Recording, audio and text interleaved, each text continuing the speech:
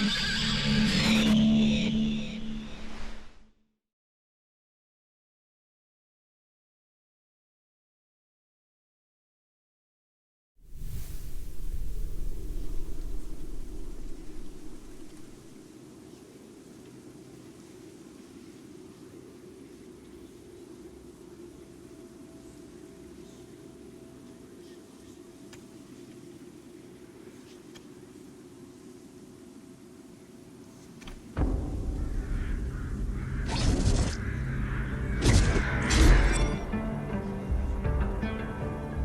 was born to be the Collector. To protect a world I cannot be a part of. Destined to be feared for what I am. It is my fate.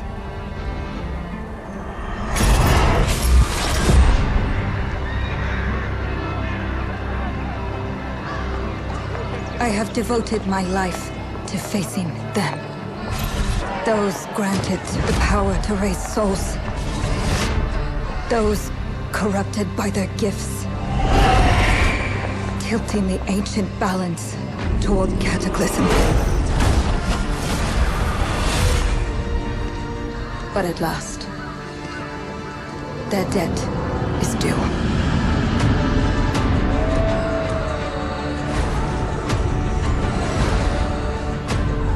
Every choice, every breath has led me to this moment. As the moon bears witness, I take the first step. My time has come. I am ready.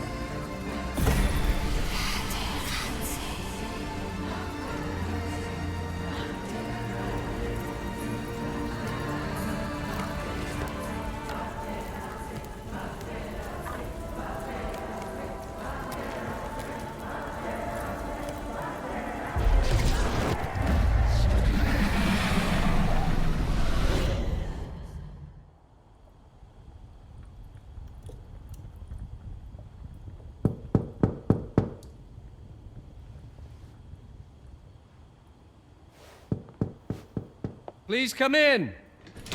Professor Lucas? Yes. Yes, and you must be Cleo.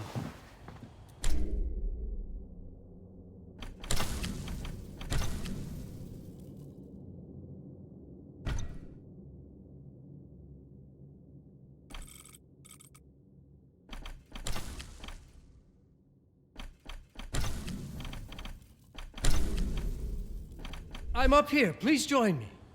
Be right there.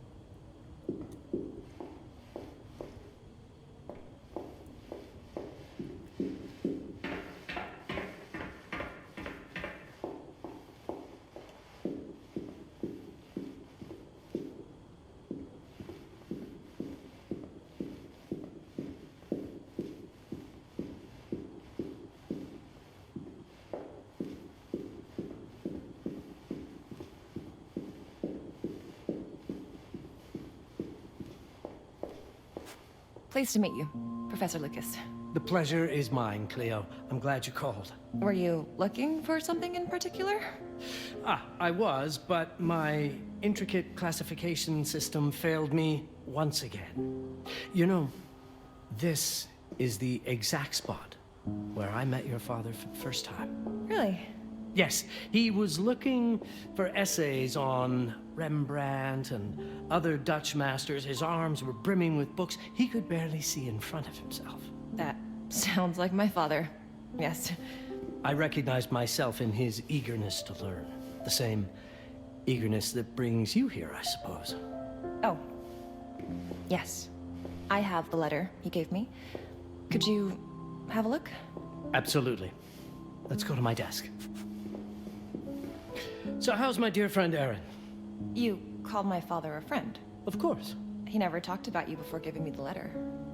I was devastated when he told me about his condition. I'm sorry, Cleo. He told you? When? I saw him about a year ago. He warned me that you were going to call when you were ready.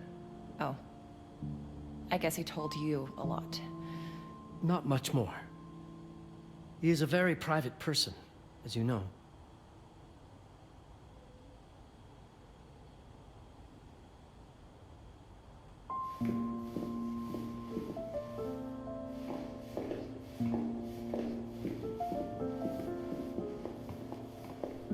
Let us settle at my desk, just there, by the fireplace.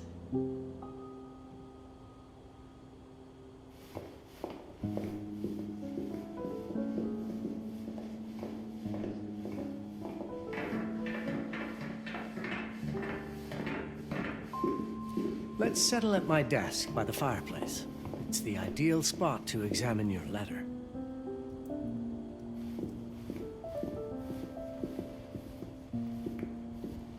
Now, let's see that intriguing letter.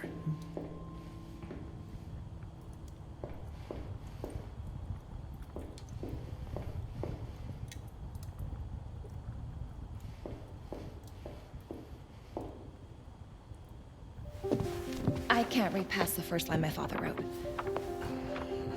And then there's this last part at the end. Both are in English, but everything else is... I was hoping you could help me. I've never seen anything like this before. The writing seems to be hidden behind some sort of veil, and there's movement in it. It's like something organic. You're absolutely right. I've only seen this once before. I have a 300-year-old manuscript that has the same protective layer, which means that this letter is from the Zandaris tribe. Zandaris? Yes, it's a very ancient tribe. I wonder how your father got this letter. Can you decipher it? I'm afraid I can't. But there is a tome in here on ancient writing that mentions the Zendaris' protected communication. Although finding it may be a bit of a challenge, I think I might have stored it a little too well. The library's registry should help.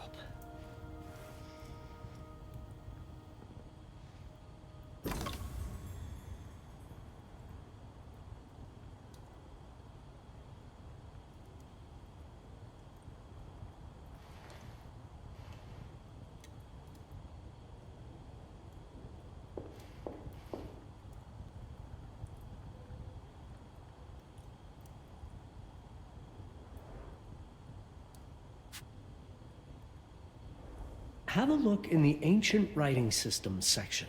That's probably our best option.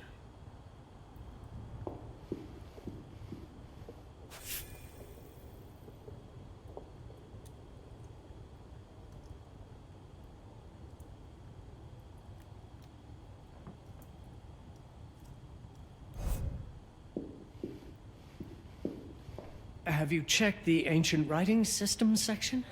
The library's registry might help. It's right there in the center.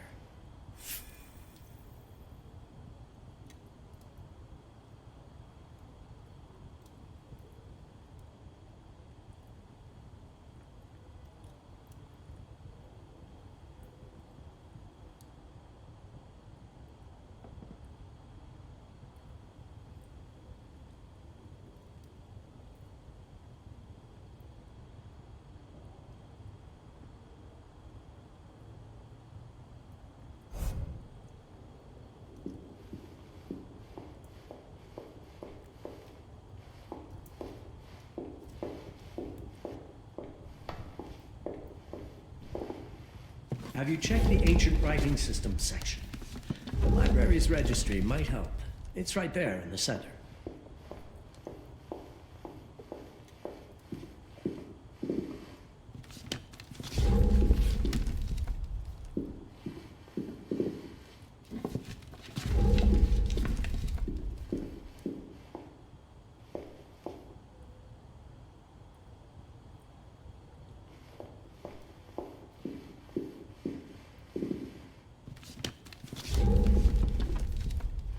The Ancient Writing Systems section should be here, on the main floor.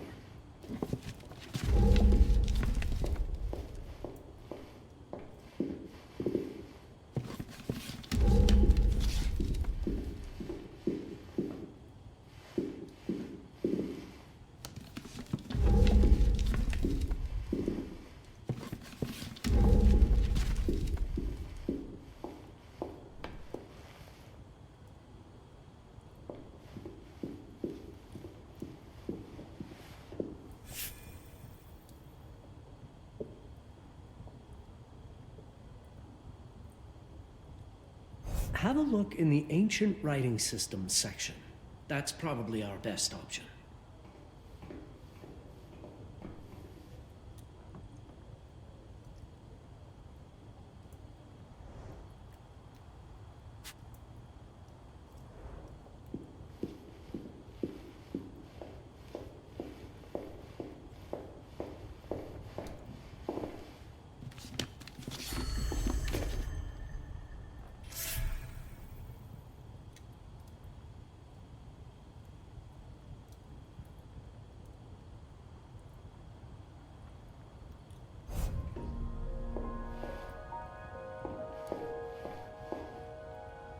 What did you find? Protected Zendaris information was only decipherable through an object. Something called a heparin? Yes, of course. So you've heard of it before? I thought it was a legend. It varies depending on the source. I've never seen one. They said it appears as something unremarkable. I wonder, has your father ever given you something other than the letter? Something like a key or a pendant? He gave this to me when I was a child. But I don't think it has anything to do with... Fascinating. I don't see how this could help us decipher a language. Doesn't hurt to try.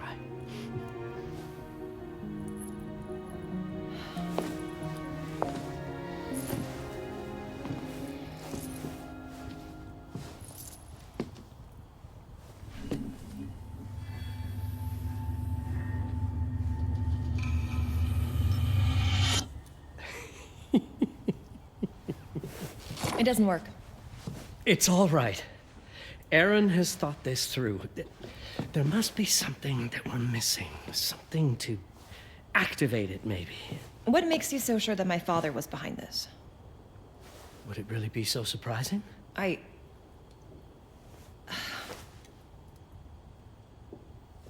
just wish he had told me more before he... I understand, but this is his way to do so. Aaron made sure that we would meet in this very room. He's a brilliant man. None of this is coincidence. Have a look around. See if there's anything that piques your interest. Something only you could notice.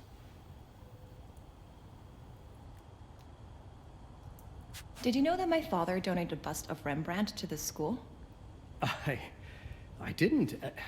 I'm afraid to say I never paid much attention to their donors. That must mean something, right? I know he loves this school, but... I'd say follow that lead. There's a section in this library dedicated to Rembrandt. Show me everything your father might have left you, Cleo. 2 heads are better than 1.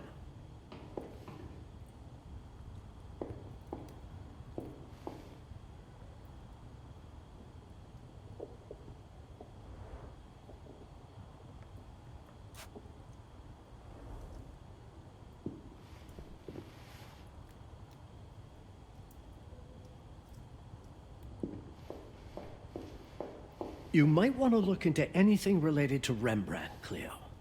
It makes perfect sense if we try to think as your father would.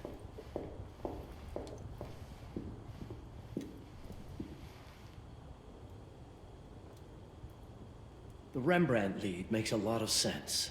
There's a section on Rembrandt and the Dutch Golden Age up on the mezzanine. You should take a look.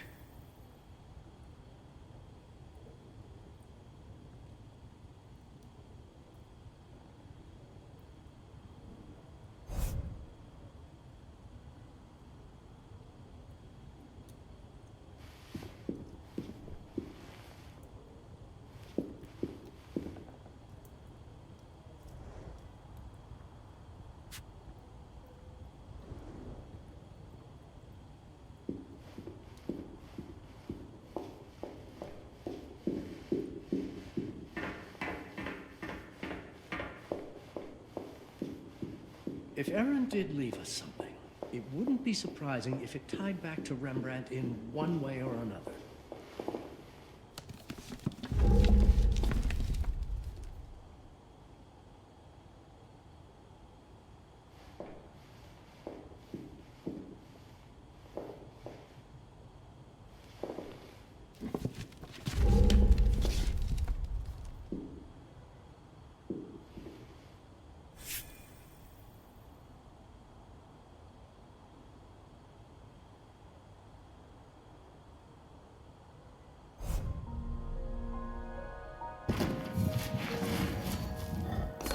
You might want to look into anything related to Rembrandt, you know?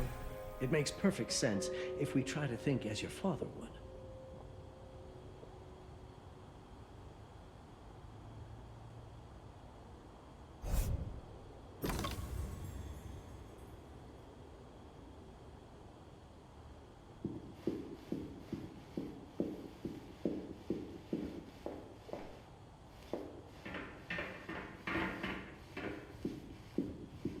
Come now, show me what you have found. All of this is most... My father left me a note. wonderful. I don't understand it, but my name's on it. Let's see. Do you know what these symbols mean? It seems to refer to a special tool. A sacred tool, most probably, and... blood. From... I think it specifies... lifeline. Blood from a lifeline. I remember. From the hand.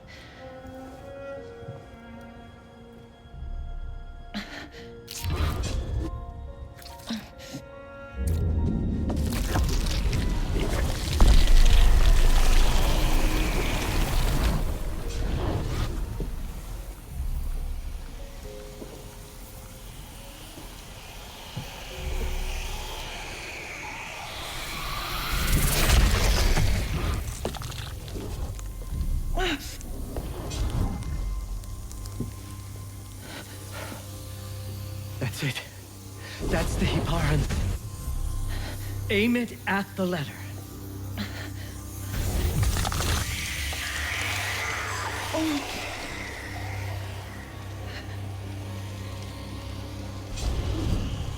Are you all right? Yes. It's... Cleo, if you're reading this, Papa? it means you're experiencing Nux. It's this dark energy you can feel through your guts. Don't worry. It's yours, Cleo. And you'll become its master.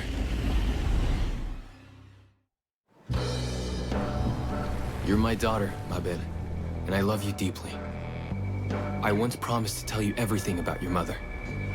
This is it, but not the way you were expecting. Take these words as a guide to prepare you for what's coming. It all started on December 30th, 1999. I was with Agnes, my girlfriend at the time. We were in Amsterdam for the year 2000 celebrations, and we had a room in a pretty cool hotel. I thought we were turning the page on a year, a century, a millennium. But it was more than that. We were standing at the beginning of a new cycle. And you, Mabel, would be part of it.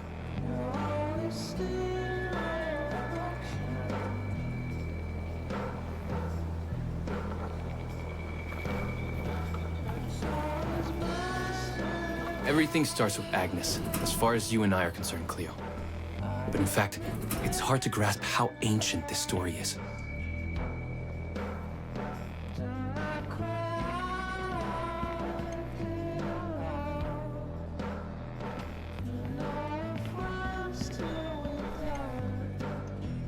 Agnes was different. An old soul, yet joyful, always surprised by life. From the very beginning, it felt as though she already knew me. It was awesome.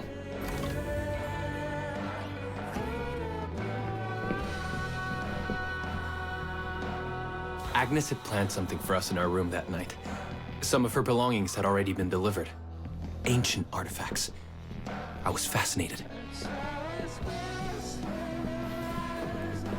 Truly, I had no idea what Agnes had in mind. But you know what, Cleo? I didn't care. I was in love.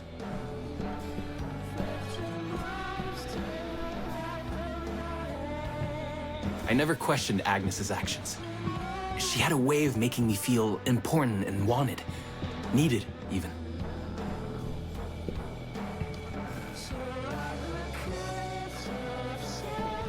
As we walked to her room, I felt a new kind of excitement. Impossible to describe. I didn't yet know I was about to lose my grip on reality.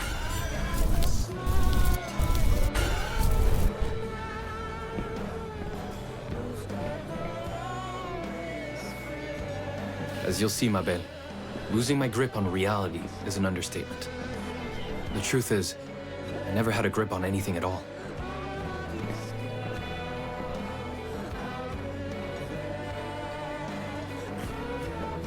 The closer we got, the more something stirred in my veins.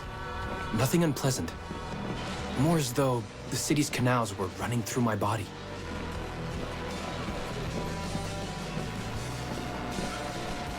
There was something electric about Agnes. A force emanated from her. A force I was about to discover.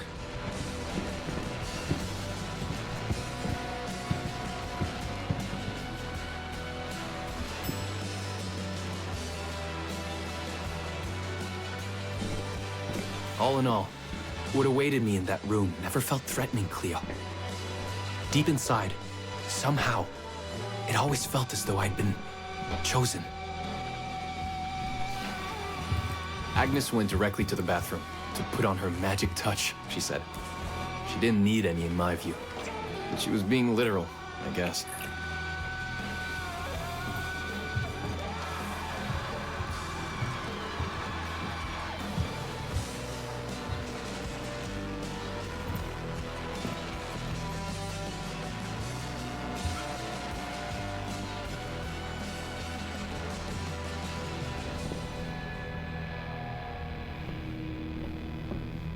Could you set up my relics the way I told you to? She asked from the bathroom. I had to rummage through a chest, a shelf, even her bag to find those things of hers. So old they were unsettling.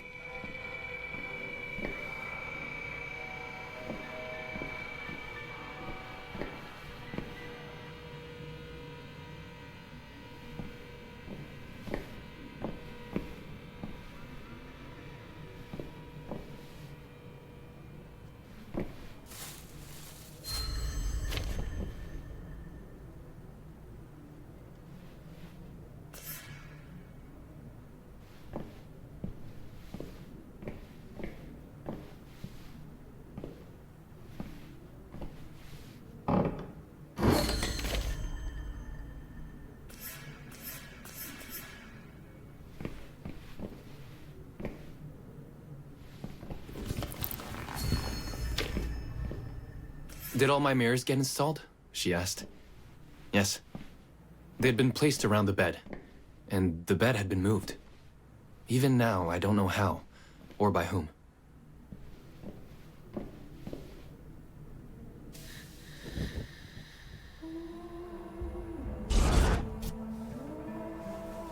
When everything was ready as Agnes requested, she came out of the bathroom.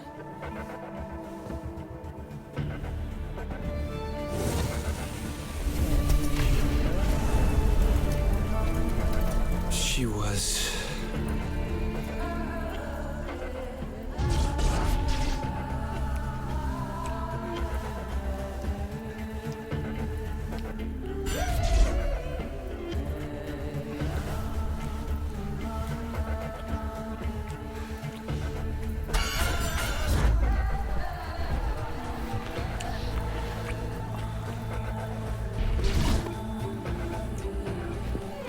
I have no words to describe what followed, Cleo.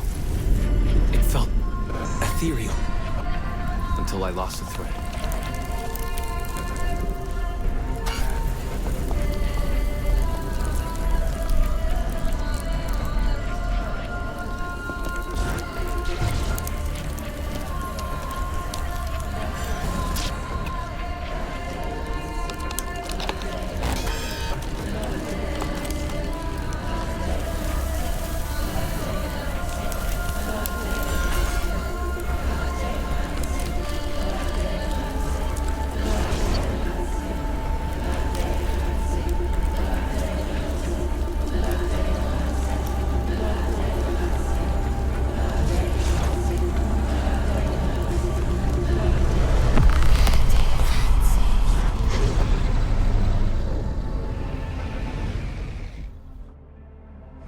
I woke up or something. I'm still not sure. I was a cat, Cleo. Yes, you read that well. I was a cat. The room was like in a nightmare. Agnes was floating, literally, and seemed frozen in time.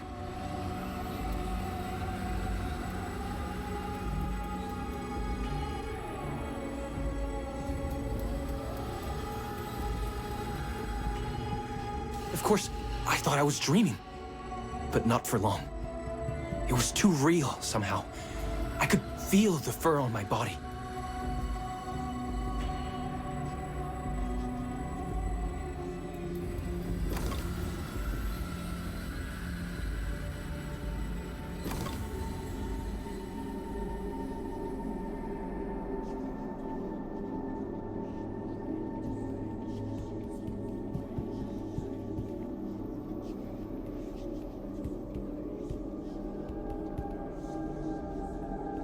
My senses were heightened.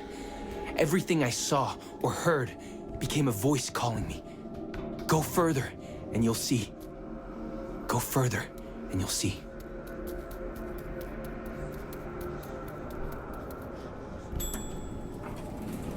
The further I went, the more real my sensations became. Yet the world around me felt increasingly surreal. It was scary, disturbing. But something was definitely calling to me, from what seemed to be the other side.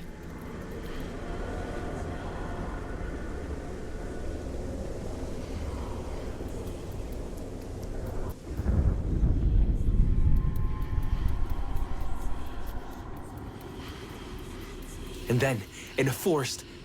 Yes, a forest. I knew it in my bones. It was someone calling me. A woman. Things were blurring together, Cleo. My cat spirit, a thirst for freedom, for leaping onto anything, and my pull toward her calls.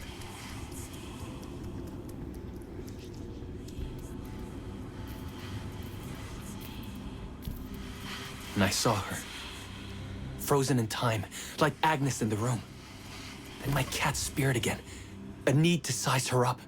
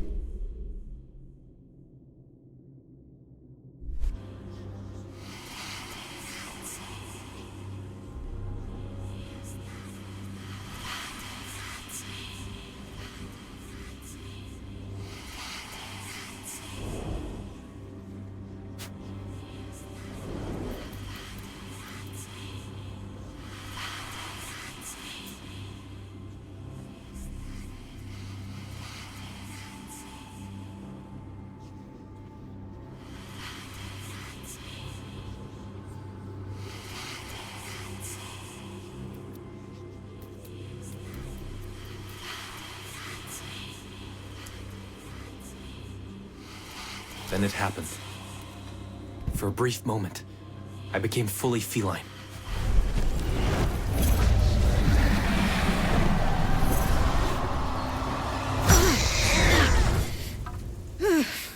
Welcome, Patarazzi. Welcome, Aaron. Aaron? You know my name? We talk? I can talk? I was in shock, Cleo. Nothing made sense. Yes, you are my union, my Patarazzi. My cat. Of course. But what? Did no one tell you about the ceremony? Where you come from? What? No! What do you mean? It matters not for now.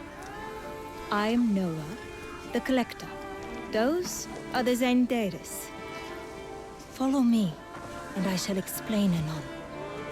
We've much to do this night. It was the only thing I could do anyway, Cleo.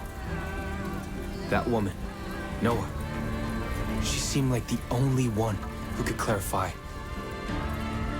all this.